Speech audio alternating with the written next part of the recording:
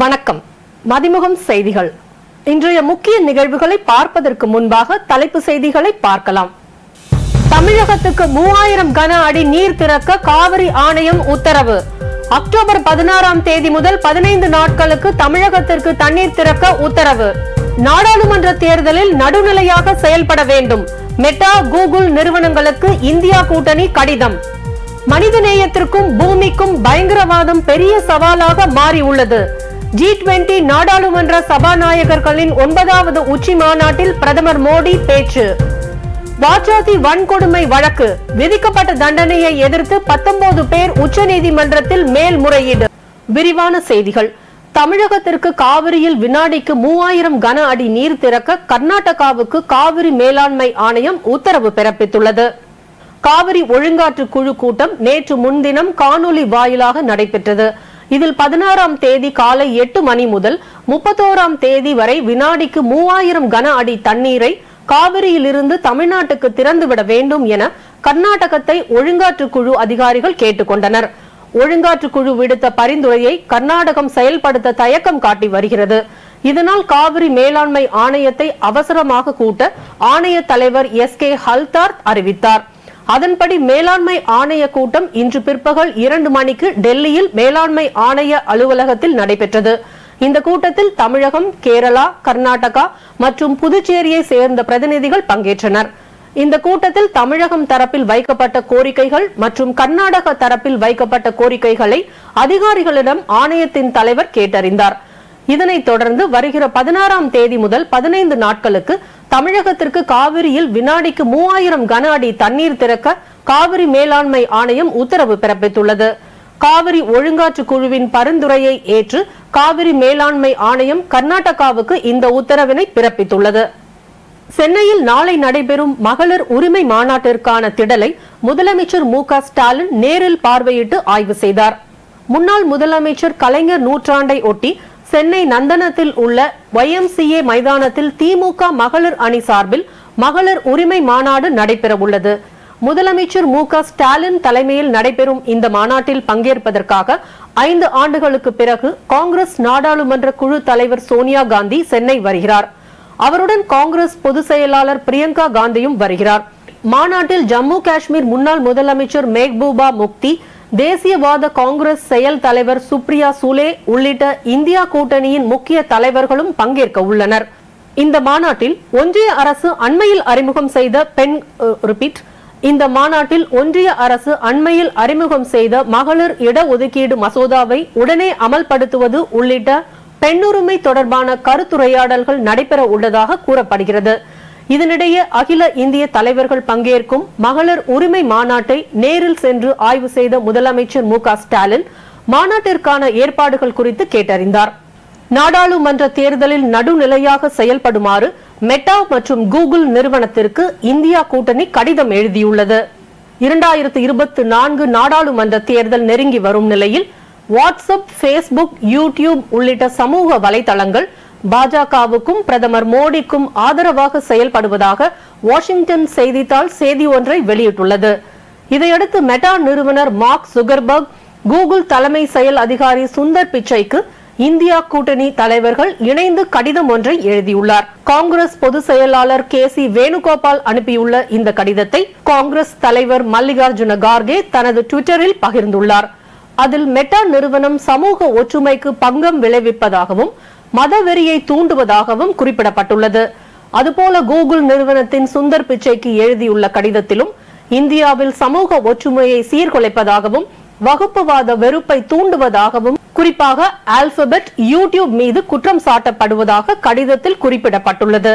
இந்நிலையில் வரும் நாடாளுமன்ற தேர்தலில் மெட்டா மற்றும் கூகுள் நிறுவனங்கள் நடுநிலையுடன் செயல்பட வேண்டும் என்றும் சமூக பதற்றத்தை ஏற்படுத்தாமல் இருக்க வேண்டும் என்றும் வலியுறுத்தப்பட்டுள்ளது.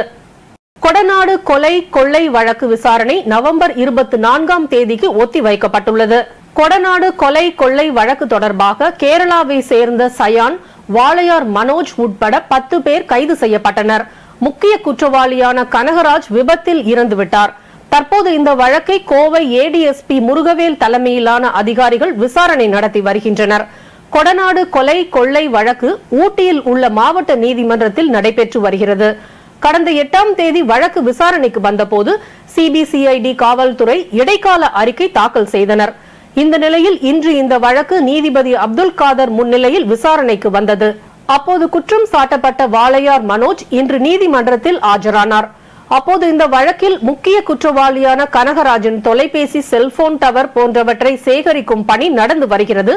இதற்கு போதுமான கால அவகாசம் வேண்டும் என கேட்டு வாதாடினர்.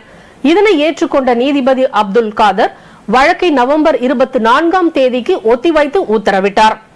தனது ஓட்டுநர் துரை உடலுக்கு மதிமுக பொதுச் செயலாளர் வைகோ மலர் மாலை அணிவித்து கண்ணீர் மல்க அஞ்சலி செலுத்தினார்.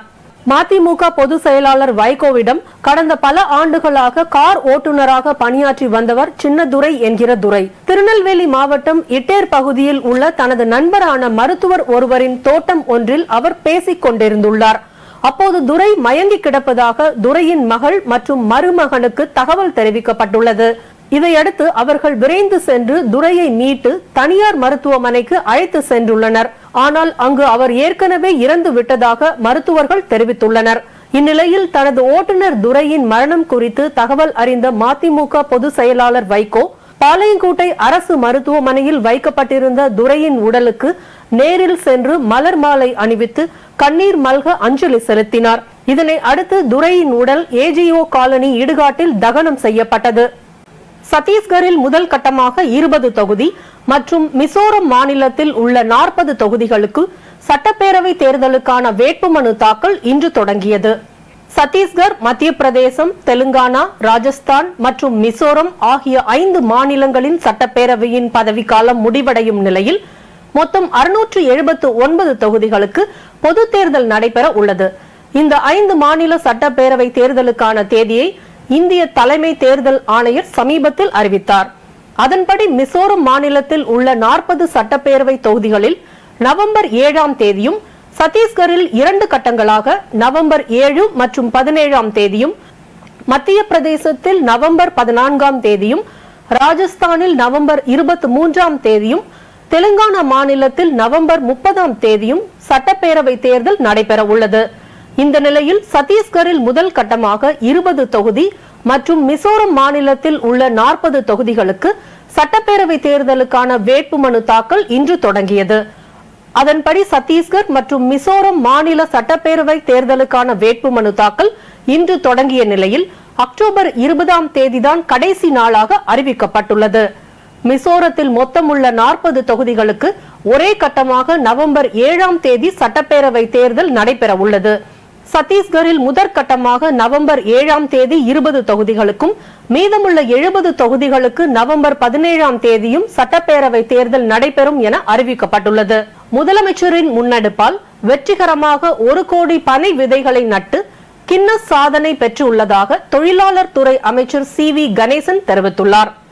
கலைஞரின் 100ஆண்டு விழாவை முன்னிட்டு தமிழக கடற்கரை ஓரங்களில் 1 கோடி பனை விதைகளை நடும் நிகழ்வை முதலமைச்சர் மு.க. ஸ்டாலின் தொடங்கி வைத்தார். இதற்கு பாராட்டு சான்றிதழ் வழங்கும் நிகழ்ச்சி சென்னை கோயம்பேட்டில் உள்ள தனியார் நட்சத்திர விடுதியில் தமிழ்நாடு பனைமரை தொழிலாளர்கள் நல வாரியத்தின் சார்பாக நடைபெற்றது. இதில் தொழிலாளர் நலன் மற்றும் திறன் மேம்பாட்டுத்துறை அமைச்சர் கணேசன் சிறப்பு விருந்தினராக கலந்து கொண்டு சான்றிதழ்கள் மற்றும் பதக்கங்களை வழங்கி கௌரவித்தார். பின்னர் செய்தியாளர்களை சந்தித்த அமைச்சர் கணேசன் கடற்கரை பகுதிகளில் 1076 கிலோமீட்டர் தொலைவிற்கு பனை விதைகளை நடும் முயற்சியில் ஈடுபட்டு வருவதாக தெரிவித்தார். மனித நேயத்திற்கும் பூமிக்கும் பயங்கரவாதம் பெரிய சவாலாக மாறியுள்ளதாக பிரதமர் மோடி தெரிவித்துள்ளார். G20 நாடாளுமன்ற சபாநாயகர்களின் 9வது உச்சி மாநாடு டெல்லியில் உள்ள யசோ பூமியில் இன்று தொடங்கியது. B20 என்று அழைக்கப்படும் இந்த மாநாட்டை பிரதமர் மோடி தொடங்கி வைத்தார். இந்த மாநாட்டில் G20 நாடுகளை சேர்ந்த நாடாளுமன்ற சபாநாயகர்கள் மற்றும் சிறப்பு அழைப்பாளர்கள் பங்கேற்றனர்.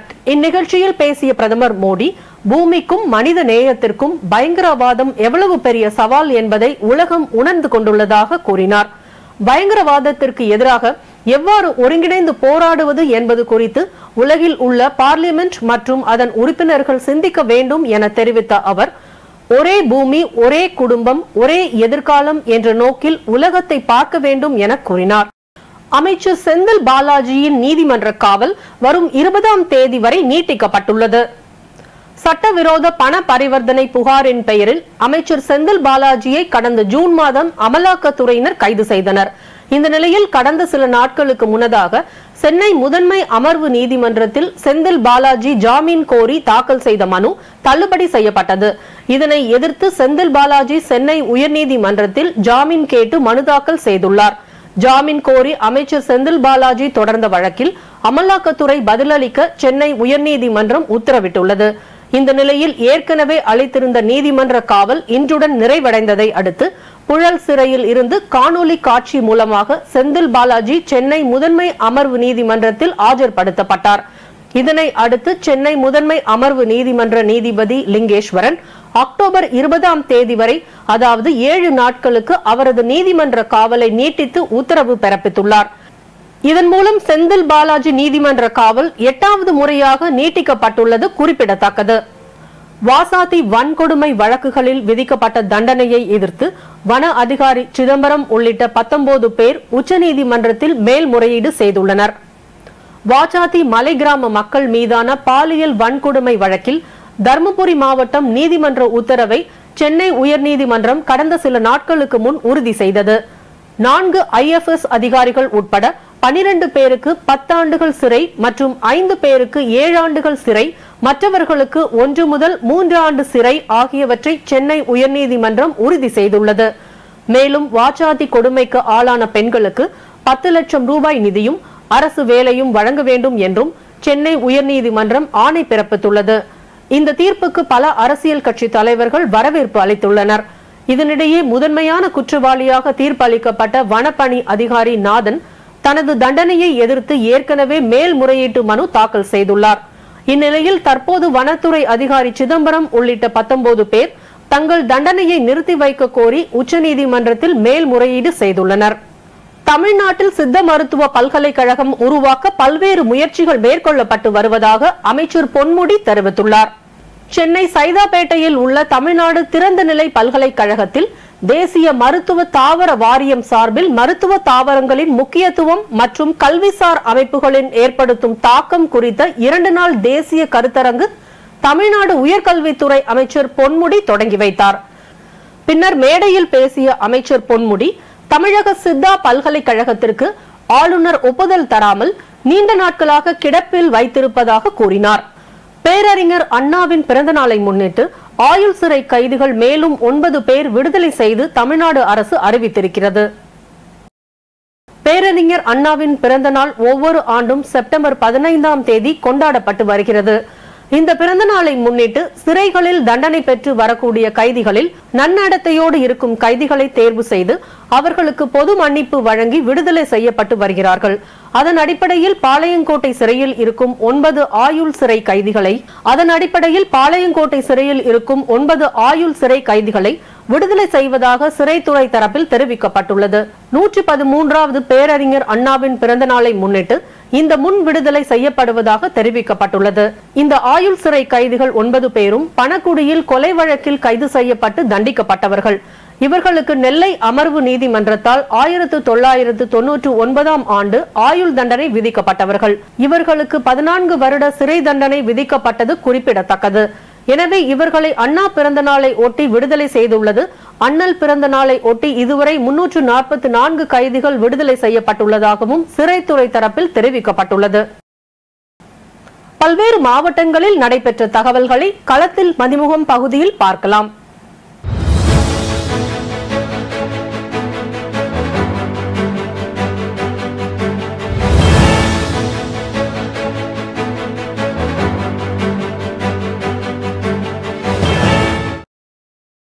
வேலூர் சத்துவாச்சாரியில் மாவட்ட கண்காணிப்பு அலுவலர் லட்சுமி பிரியா தலைமையில் இம்மாவட்டத்தில் நடைபெற்று வரும் வளர்ச்சி திட்ட பணிகள் குறித்த ஆய்வுக் கூட்டம் நடைபெற்றது.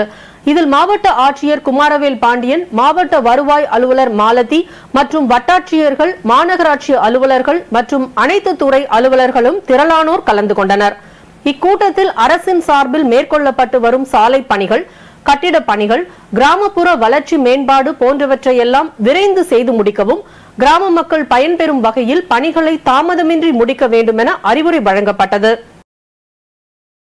சென்னை அடுத்த தாம்பரம் மாநகராட்சி உட்பட்ட GST சாலையில் ஆக்கிரமிப்பு இருப்பதாக தாம்பரம் மாநகராட்சி ஆணையாளர் அழகுமீனா அவர்களுக்கு புகார் வந்ததை தொடர்ந்து நகர அமைப்பு அலுவலர் சிவக்குமார் தலைமையில் சாலையோர ஆக்கிரமிப்புகளை ஜேசிபி இயந்திரம் மூலம் அகற்றும் பணிகள் நடைபெற்றன.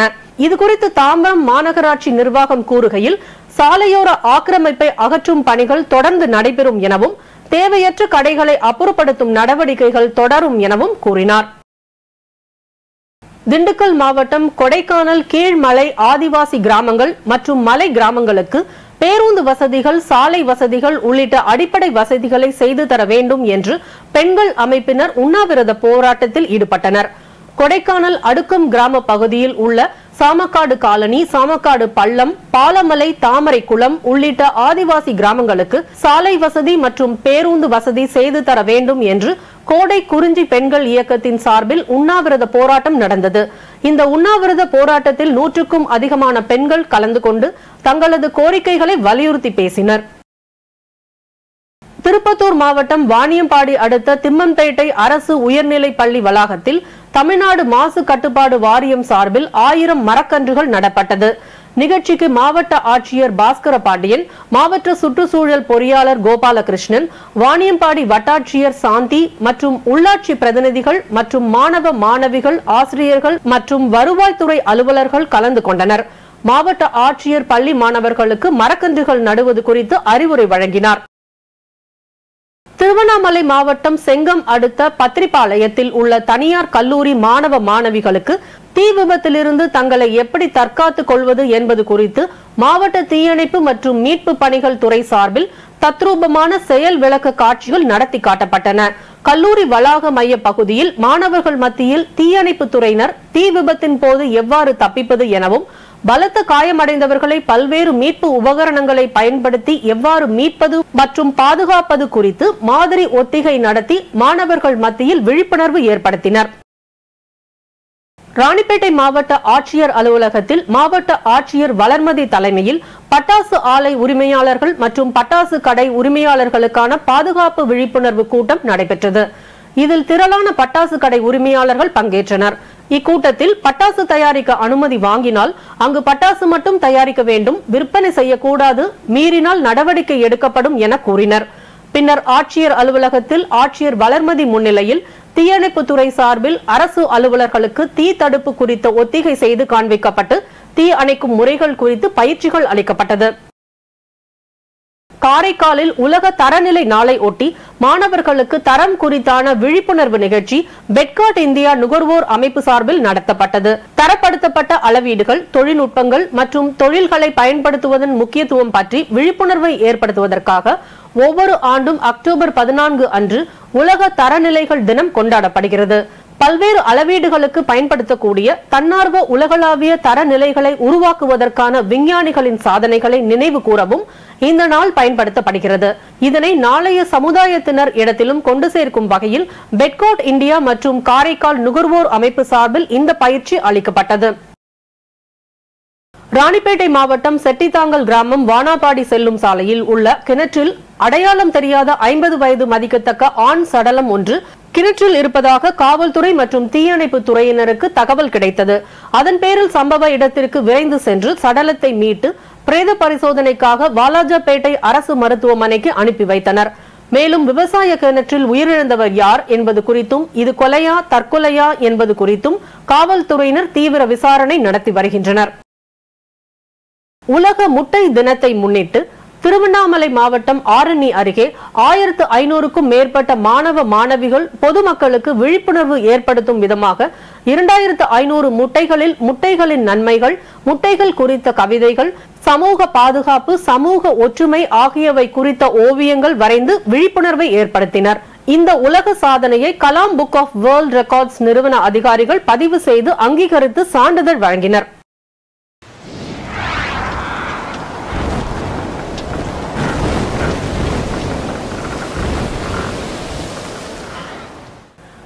தமிழகத்தின் 13 மாவட்டங்களில் இன்று கனமழைக்கு வாய்ப்பு உள்ளதாக வானிலை ஆய்வு மையம் தெரிவித்துள்ளது.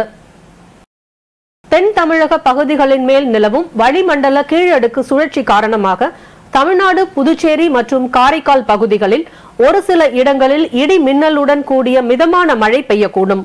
அதன்படி கன்னியாகுமரி, திருநெல்வேலி, தென்காசி, தேனி, விருதுநகர், சிவகங்கை, புதுக்கோட்டை, தஞ்சாவூர், திருவாரூர், நாகப்பட்டினம், மயிலாடுதுறை, தூத்துக்குடி, ராமநாதபுரம் ஆகிய மாவட்டங்களில் கனமழை பெய்ய வாய்ப்பு உள்ளது. சென்னை மற்றும் புறநகர் பகுதிகளில் அடுத்த 48 மணி நேரத்திற்கு வானம் ஓரளவு மேகமூட்டத்துடன் காணப்படும். நகரின் ஒரு சில பகுதிகளில் இடி மின்னலுடன் கூடிய மிதமான மழை பெய்யக்கூடும் எனவும் தெரிவிக்கப்பட்டுள்ளது. இன்றைய தங்கம் வெள்ளி விலை வழங்குவோர் அட்டிகா கோல்ட் கம்பெனி. சென்னையில் 22 கேரட் ஆபரண தங்கத்தின் விலை சவரனுக்கு 160 ரூபாய் குறைந்து 43,280 ரூபாய்க்கு விற்பனை செய்யப்படுகிறது. மேலும் கிராமுக்கு 20 ரூபாய் குறைந்து 5,410 ரூபாய்க்கு விற்பனை செய்யப்படுகிறது. அதேபோல் 1 கிராம் வெள்ளியின் விலை 50 காசுகள் குறைந்து 75 ரூபாய் 50 காசுகளுக்கும், 1 கிலோ வெள்ளியின் விலை 75,500 ரூபாய்க்கும் விற்பனை செய்யப்படுகிறது. வடக்கு காசாவில் வசிக்கும் பாலஸ்தீனர்கள் 11 லட்சம் பேர் அடுத்த 24 மணி நேரத்தில் தெற்கு பகுதிக்கு வெளியேற வேண்டும் என்று இஸ்ரேல் விதித்துள்ள கெடு சாத்தியமற்றது என்று ஐநா அமைப்பு கூறியுள்ளது. இஸ்ரேல் மற்றும் காசா அமைப்பினர் இடையேயான போர் 7வது நாளாக நீடிக்கும் நிலையில் எக்ஸ் வலைதளம் வாயிலாக இஸ்ரேல் பாதுகாப்பு படை விடுத்துள்ள செய்தியில் எகிப்து எல்லையை ஒட்டிய வாடி காசா பகுதிக்கு பாலஸ்தீனர்கள் செல்லுமாறு அறிவுறுத்தியுள்ளது. காசா மீது தரைவழி தாக்குதல் நடத்த முடிவு செய்துள்ள இஸ்ரேல் டாங்கிகளை ஆயிரக்கணக்கில் எல்லையில் நிறுத்தியுள்ளது. வடக்கு காசாவில் ஹமாஸ் பதுங்கு குழிகளை குறிவைத்து இஸ்ரேல் மிகப்பெரிய தாக்குதல் நடத்த முடிவு செய்துள்ளது. இதனிடையே இஸ்ரேல் விதித்துள்ள கெடு சாத்தியமற்றது என்று கூறியுள்ள ஐநா செய்தி தொடர்பாளர் ஸ்டீஃபன் டுஜாரிக் அவ்வாறு பொதுமக்களை வெளியேற்றினால் மிகப்பெரிய அளவில் உயிர் சேதம் ஏற்படும் என்றும் எச்சரித்துள்ளார். மீண்டும் தலைப்பு செய்திகள். தமிழகத்துக்கு 3000 கன அடி நீர் திறக்க காவிரி ஆணையம் உத்தரவு. அக்டோபர் 16ஆம் தேதி முதல் 15 நாட்களுக்கு தமிழகத்திற்கு தண்ணீர் திறக்க உத்தரவு. நாடாளுமன்ற தேர்தலில் நடுநிலையாக செயல்பட வேண்டும். மெட்டா, கூகுள் நிறுவனங்களுக்கு இந்தியா கூட்டணி கடிதம். மனிதநேயத்திற்கும் பூமிக்கும் பயங்கரவாதம் பெரிய சவாலாக மாறியுள்ளது. G20 நாடாளுமன்ற சபாநாயகர்களின் 9வது உச்சி மாநாட்டில் பிரதமர் மோடி பேச்சு. வாச்சாதி வன்கொடுமை வழக்கு விதிக்கப்பட்ட தண்டனையை எதிர்த்து 19 பேர் உச்சநீதிமன்றத்தில் மேல்முறையீடு. இத்துடன் செய்திகள் நிறைவடைந்தன. மீண்டும் செய்திகள் காலை 8 மணிக்கு. மேலும் செய்திகளை தெரிந்து கொள்ள மதிமுகம் பிரைம் யூடியூப் தளத்தில் இணைந்திருங்கள்.